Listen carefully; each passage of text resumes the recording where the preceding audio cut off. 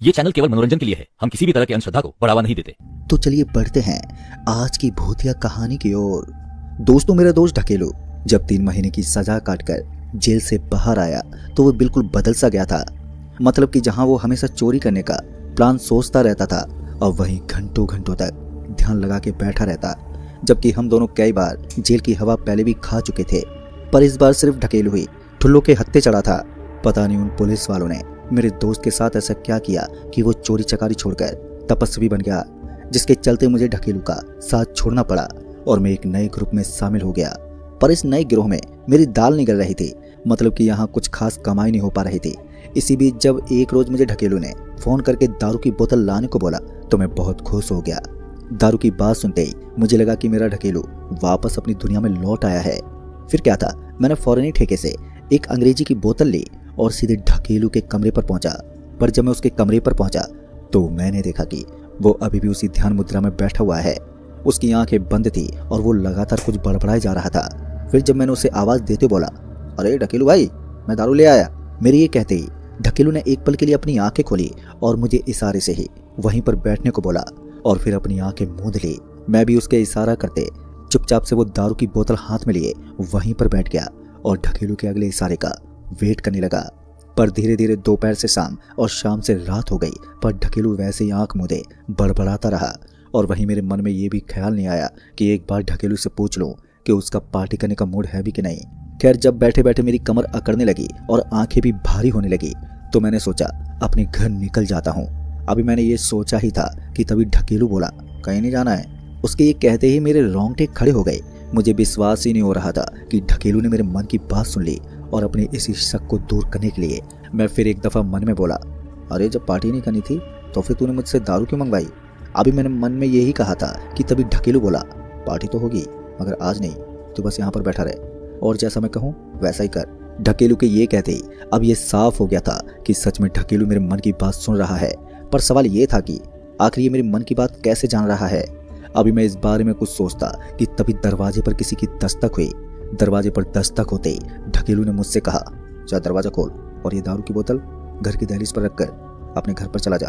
ढकेलू के ये कहते ही मैं वहां से उठा और दरवाजा खोला तो बाहर कोई भी नहीं था, पर मुझे ऐसा जरूर महसूस हो रहा था कि कोई सामने है। कर उस वक्त मैंने ढकेलू के कहे अनुसार वो दारू की बोतल घर की दहलीज पर रखी और मैं सीधे अपने घर की तरफ चल पड़ा।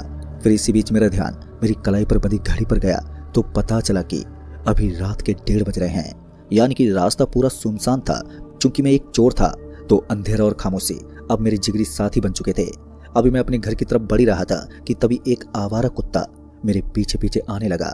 शुरू में मुझे लगा कि कुछ देर बाद वो मेरा पीछा छोड़ देगा, पर इसके उलट कुछ आगे आते ही बहुत से कुत्ते और बिल्लियां पता नहीं कहां से एक झुंड में आ गई और मेरे पीछे पीछे आने लगे। एक कुत्ता तक तो ठीक था, पर जब मैंने कुत्ते बिल्लियों का पूरा झुंड अपने पीछे आते देखा तो मैंने फौरन ही सर पर दौड़ लगाना शुरू किया और सीधे अपने कमरे पर ही आके सांस ली। ऊपर वाले का रहम था कि मैं बाल बाल बच गया। आज का दिन ही खराब था। एक तो पहले से ही पूरी कमाई थप पड़ी थी, ऊपर से ढकेलू की नौटंकी झेलनी पड़ रही थी। खैर, कुछ देर के बाद मैं ये सब बड़बड़ाते हुए सो गया। अभी मेरी आंख ही लगी थी कि किसी ने मेरा नाम ले तो पुकारा, अरे गोरखा भैया। मैं अपना नाम सुनते ही अपने बिस्तर से उठा और अपने कमरे से बाहर निकला तो मैंने देखा कि एक लंबा चौड़ा आदमी सामने खड़ा है। इससे पहले मैं उस आदमी से कुछ पूछता कि वो बोला, मुझे ढकेलू भैया ने भेजा है, चलो मोटी असामी हाथ लगी है। जैसे उस आदमी ने असामी की बात कही तो मेरी आंखें चमक गई और मैं फौरन ही उसके साथ चल पड़ा, बिना ये जाने की आखिर वो है कौन। खैर, कुछ दूर चलने के बाद हम दोनों एक हाईवे के पास पहुंचे जहां पर एक लाल कलर की गाड़ी पलटी हुई थी। अभी मैं उस आदमी से कुछ पूछता कि उस आदमी ने मुझसे उस कार के अंदर देखने को बोला। उसके एक कहते ही जब मैं उस पलटी हुई कार में झांका तो मेरी आंखें और चमक उठी। दरअसल उस कार में 2 बैग थे, पैसों से भरे हुए, और एक मोटा आदमी था जो बेहोश पड़ा हुआ था। खैर, मैंने तुरंत ही पैसों से भरे हुए वो दोनों बैग उस कार से बाहर निकाले और वहां से जाने के लिए मैं जैसे ही मुड़ा तो मेरी सांसें तेज हो गई। दरअसल मेरे इस घबराहट की वजह थी वो रास्ता जिधर से मैं आया था, जो अब वहां पर नहीं था। यहाँ तक कि वो आदमी भी गायब था जिसके साथ मैं यहाँ पर आया था। उस वक्त मुझे समझ में नहीं आ रहा था कि आखिर मेरे साथ ये हो क्या रहा है। मैं इस कदर कंफ्यूज था कि पैसों से भरा बैग लिए मैं वहीं गाड़ी के पास ही काफी देर तक खड़ा रहा, ये तय करने के लिए कि मैं किस ओर भागूं, जबकि मुझे फौरन ही वहां से भाग जाना चाहिए था। खैर कुछ देर के बाद ही सही मैंने वहां से भागना शुरू किया और उस हाईवे पर काफी दूर तक भागने के बाद जब मुझे लगा कि मैं उस कार से बहुत दूर निकल आया हूँ तो मैं एक जगह पर रुका और अपने आसपास देखने लगा, ये जानने के लिए कि आखिर मैं हूँ कहाँ पर। वहां पर फैले अंधेरे में कुछ साफ साफ नजर नहीं आ रहा था, जिस वजह से मैं कोई भी अंदाजा नहीं लगा पाया। अभी मैं वहां से अपने ठिकाने तक पहुंचने का प्लान बना था कि तभी वहां पर कुछ कुत्ते आ पहुंचे और मेरे करीब आने लगे। कुत्तों को अपनी तरफ आता देख मैंने वो पैसों का बैग कसकर पकड़ा और वहां से दौड़ना शुरू किया। दौड़ते वक्त मुझे ये भी ध्यान नहीं रहा कि मैं किस तरफ भाग रहा हूँ। मुझे जिधर रास्ता दिख रहा था मैं उस रास्ते पर भागता ही चला जा रहा था। ऊपर से हैरानी वाली बात ये थी कि मैं पीछे पलटकर ये भी नहीं देख रहा था कि वो कुत्ते जिनसे मैं डर कर भाग रहा हूँ वो मेरे पीछे है भी या नहीं। मैं बस सरपट भागे जा रहा था। फिर जब मेरे पैर एक जगह पर रुके तो सांस लेते हुए मैंने अपने आसपास देखा तो वहां पर हर जगह पर कब्रें ही कब्र बनी हुई थी। उन कब्रों पर नजर पड़ते ही मुझे एहसास हुआ कि मैं किसी कब्रिस्तान में आ पहुंचा हूँ। अभी मैं उस कब्रिस्तान से बाहर निकलने का रास्ता ही ढूंढ रहा था कि इसी बीच मेरी नजर एक बच्चे पर पड़ी जो एक कब्र पर बैठा हुआ था। हालांकि वो बच्चा मुझसे काफी दूर था पर उसकी फुसफुसाहट मुझे साफ साफ सुनाई दे रही थी। वैसे तो मेरी पहले से ही हालत खराब थी, ऊपर से उस कब्र पर बैठे बच्चे को देखकर मेरी तो हवा टाइट होने लगी थी। मैं जानता था कि यहाँ से दबे पैर निकलने में ही मेरी भलाई है, लिहाजा मैं वहां से निकलने के लिए जैसे ही पीछे पलटा तो वैसे किसी ने मेरे कंधे पर हाथ रखते हुए कहा, अरे कहाँ पर जा रहे हो आप? वो आवाज इतनी भारी थी कि डर के मारे मेरा पूरा शरीर कपकपाने लगा था। आलम ये था कि मैं अब ना तो हिल पा रहा था और ना ही मुंह से कुछ बोल पा रहा था। वहीं मेरी दिल की धड़कनें लगातार बढ़ती जा रही थी। फिर जब वो कंधे से हटकर वो हाथ मेरी गर्दन पर पहुंचे तो मेरी सांसें रुक गई और मेरा दम उखड़ने लगा और फिर देखते ही देखते मेरी आंखों के आगे अंधेरा पसर गया। फिर जब मेरी आंख खुली तो मैं अब अपने घर के बिस्तर पर लेटा हुआ था। मेरा पूरा बदन पसीने से भीगा हुआ था। खैर अब तक सुबह भी हो चुकी थी पर मैं उस रोज घर से बाहर नहीं निकला। फिर शाम के करीबन 7 बजे मैं मार्केट के लिए निकला तो रास्ते में मेरी मुलाकात कुंदन से हुई। उसने मुझसे बोला कि ढकेलू भाई ने तुम्हें दारू लेकर अपने कमरे पर बुलाया है। इतना बोलकर कुंदन बिना मेरी कोई बात सुने वहां से चला गया और वहीं उसके जाने के बाद मैं ये सोचने लगा कि कुंदन को ढकेलू भाई के बारे में कैसे मालूम। कुंदन तो कभी ढकेलू से मिला भी नहीं। खैर उस वक्त मैंने ज्यादा नहीं सोचा और ठीक पिछले दिन की तरह मैं फिर से एक अंग्रेजी बोतल लेकर ढकेलू भाई के कमरे पर पहुंचा जहां वो वैसे ही अपनी आंखें मूंदे बैठा हुआ था। मेरे कमरे में दाखिल होते ही ढकेलू भाई ने अपनी आंखें खोली और मुझे एक बैग देते हुए कहा कि इस बैग में जो कुछ भी है तेरा है। इस बैग में एक पर्ची है जिसमें एक काम लिखा हुआ है जो तुझे करना है। जब वक्त आएगा तो मैं दोबारा से मिलूंगा। इतना बोलकर उसने मुझे वहां से जाने को बोला और मैंने भी उससे कोई सवाल जवाब नहीं किया और वो दारू की बोतल वहीं छोड़कर वो बैग लेकर अपने कमरे पर आ गया। कमरे पर पहुंचने के बाद जब मैंने वो बैग खोला तो उसमें पैसे भरे हुए थे। उन पैसों को देखते मुझे पिछली रात का सपना याद आ गया जिसमें मैं एक पैसों से भरा बैग लेकर भागा था। खैर पैसों की खुशी मुझे इतनी ज्यादा हो रही थी कि मैंने उस सपने के बारे में उतना नहीं सोचा। फिर जब उस बैग में मुझे वो पर्ची मिली तो उसमें लिखा हुआ था कि मुझे 3 ताबूत खरीदना है और उन खाली ताबूतों को 3 चौराहे के बीचों बीच गाड़ना था। ये पढ़कर मैं सोच में पड़ गया क्योंकि ताबूत खरीदने तक तो ठीक था पर उन ताबूतों को चौराहे पर गाड़ना ये बड़ा ही मुश्किल काम था। पर मैंने इसका भी हल ढूंढ लिया और अगले कुछ ही महीनों में मैंने उन तीनों खाली ताबूतों को 3 बड़े चौराहे पर गाड़ दिया। ढकेलू भाई का काम करने के बाद जब मैं उनसे मिलने उनके घर पर गया तो पता चला कि उन्होंने वो घर छोड़ दिया है। जिसके बाद फिर ढकेलू भाई कभी नहीं मिले और वहीं मैंने उन्हीं पैसों से एक दुकान खोल ली और आज भी मैं वो दुकान चला रहा हूँ। मुझे ये तो नहीं मालूम कि ढकेलू भाई ने मुझसे ऐसा काम क्यों करवाया, पर मुझे इतना यकीन है कि ढकेलू भाई के पास अब कोई ऐसी ताकत हाथ लग गई है जिससे वो कुछ भी कर सकते हैं। और मुझे ये भी यकीन है कि वो एक रोज फिर लौटेंगे और वो मुझसे दोबारा मिलेंगे। तो दोस्तों इस कहानी में बस इतना ही। तो चलिए बढ़ते हैं आज की वीडियो में एक और नई कहानी की ओर। दोस्तों राजेश मल्होत्रा ने कभी भी नहीं सोचा था कि उनकी जिंदगी की सबसे बड़ी खुशी उनकी सबसे बड़ी भूल बन जाएगी। 15 साल की बैंकिंग में मेहनत करने के बाद उन्हें आखिरकार अपने सपनों की नौकरी मिल ही गई थी। वो एक पुरानी बैंक के मैनेजर थे जो शिमला के पास एक छोटी सी पहाड़ी कस्बे कसौली में थी। ये उसकी एक प्रमोशन थी जिसमें उसकी अच्छी खासी सैलरी थी और सब कुछ परफेक्ट लग रहा था। लेकिन जिस दिन राजेश ने बैंक में कदम रखा तो उस अक्टूबर की ठंडी हवा उसके चेहरे से आकर टकराई और जिस इमारत में वो शाखा थी वो सन 1920 के दशक में अंग्रेजों के जमाने में बनी हुई एक पुरानी इमारत थी जिसकी पत्थर की दीवारें, ऊंची छतें और लकड़ी के फर्नीचर जो दशकों पुराने थे। उस बैंक की इमारत की खिड़कियां बहुत ही बड़ी थी, लेकिन अजीब बात यह थी कि सूरज की रोशनी का अंदर आकर भी अंधेरा सा महसूस होता था। तभी एक बूढ़े कर्मचारी ने राजेश को टोका जिसका नाम रामलाल था और वो पिछले 30 साल से इस बैंक में काम कर रहा था। उसने कहा कि आइए सर, आपका स्वागत है। जिस पर राजेश ने मुस्कुराते हुए बोला, जी धन्यवाद जी। रामलाल जी, ये जगह तो बहुत खूबसूरत है। अब ये सुनते ही रामलाल की मुस्कान थोड़ी फीकी पड़ गई और उसी फीकी पड़ी मुस्कान के साथ कहा, हाँ सर, खूबसूरत तो है, पर। और इतना बोलते हुए वो बस वहीं पर रुक गए। तभी राजेश ने उस आदमी के चेहरे को भांपते पूछा, पर क्या, रुक क्यों गए? जिस पर रामलाल ने जवाब दिया, कुछ नहीं सर, चलिए मैं आपको आपके केबिन में ले चलता हूँ। इतना बोलकर रामलाल जी राजेश को अपने साथ लेकर जाने लगे। राजेश का केबिन बैंक के सबसे पिछले वाले हिस्से में था, एक लंबे और अंधेरे से गलियारे के आखिर में। जैसे जैसे वो आगे बढ़े तो वैसे ही राजेश को एक अजीब सी ठंडक महसूस हो रही थी। ये सामान्य ठंडक नहीं थी, ये कुछ अलग था, जैसे शरीर में एक सिरहन सी दौड़ गई हो। राजेश का केबिन बड़ा था, लेकिन वहां पर खामोशी छाई हुई थी। एक भारी लकड़ी की मेज, पुरानी कुर्सियां और दीवारों पर पुराने बैंक मैनेजरों की तस्वीरें टंगी हुई थी। तभी राजेश ने उन तस्वीरों को देखा जिनके गंभीर चेहरे थे। उनमें से कोई भी मुस्कुराता हुआ नहीं दिख रहा था। तभी राजेश ने उन तस्वीरों को निहारते पूछा, अरे रामलाल जी, पिछले मैनेजर कहाँ गए? अब ये सुनते ही रामलाल ने अपनी नजरें नीचे कर ली और एक धीमी आवाज में कहा, जी वो ट्रांसफर हो गए। रामलाल जी की बात सुनते ही राजेश ने अजीब सी नजरों से उसे घूरा और फिर कहा, अचानक से? जिस पर रामलाल ने कहा, हाँ सर, एकदम अचानक से ही। इससे पहले राजेश कुछ और पूछता कि रामलाल जल्दी से वहां से बाहर निकल गया। राजेश के पहले कुछ दिन तो सामान्य रहे, पर जब राजेश ने खाता किताब देखी तो वो कर्मचारियों से मिला और वो काम में व्यस्त हो गया।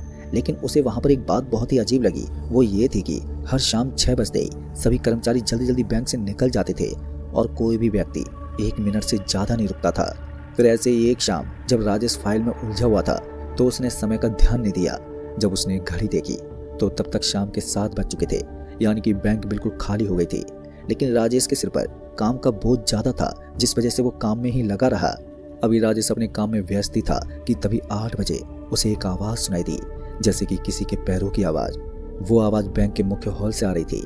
उस आवाज को सुनते ही राजेश ने एक तेज आवाज में बोला, अरे रामलाल जी, अरे कोई है क्या? लेकिन राजेश को कोई भी जवाब नहीं मिला। जब कोई रिप्लाई नहीं आया तो राजेश अपनी सीट से खुद उठा और केबिन के दरवाजे तक गया। उस वक्त गलियारा पूरी तरह से अंधेरे में डूबा हुआ था, लेकिन मैन हॉल की तरफ से एक धीमी रोशनी आ रही थी, पर साफ साफ उसमें कुछ भी दिखाई नहीं दे रहा था। लेकिन राजेश ने फिर से कहा, अरे कोई है वहां पर? लेकिन राजेश को फिर से वही पैरों की आवाज सुनाई दी, जैसे कि कोई धीरे धीरे चल रहा हो। तभी राजेश ने हिम्मत जुटाई और उस गलियारे में कदम रखा। जैसे वो आगे बढ़ा तो उसे एक सड़ी हुई लकड़ी जैसी बदबू आई। जब हॉल में पहुंचकर उसने चारों तरफ अपनी निगाह घुमाई तो वहां पर कोई नहीं था, लेकिन काउंटर नंबर 3 के सामने फर्श पर कुछ पड़ा हुआ था। पर जब राजेश ने उसके पास जाकर देखा तो वो एक पुराना रजिस्टर था, जिसके पन्ने पीले पड़ चुके थे। तभी राजेश ने वो रजिस्टर उठाया और जब उसके पन्ने पलटे तो उस पर लिखा हुआ था, गोपनीय खाते, सन 1945 से सन 1992 तक का रिकॉर्ड। जिज्ञासावश उसने पहला पन्ना खोला तो उसमें हाथ से लिखे हुए खाते की जानकारी थी, नाम, खाता नंबर, जमा राशि। लेकिन उसमें एक चीज बहुत ही अजीब थी। वो ये थी कि हर खाते के सामने लाल स्याही से बंद लिखा हुआ था और हर खाते के बगल में एक तारीख थी और उस तारीख के सामने एक शब्द था, वो था मृत्यु। अब ये देखते ही राजेश का दिल तेजी से धड़कने लगा। लेकिन तभी उसने रजिस्टर के और भी पन्ने पलटे तो हर पन्ने पर यही था, खाते, मृत्यु की तारीख और बंद।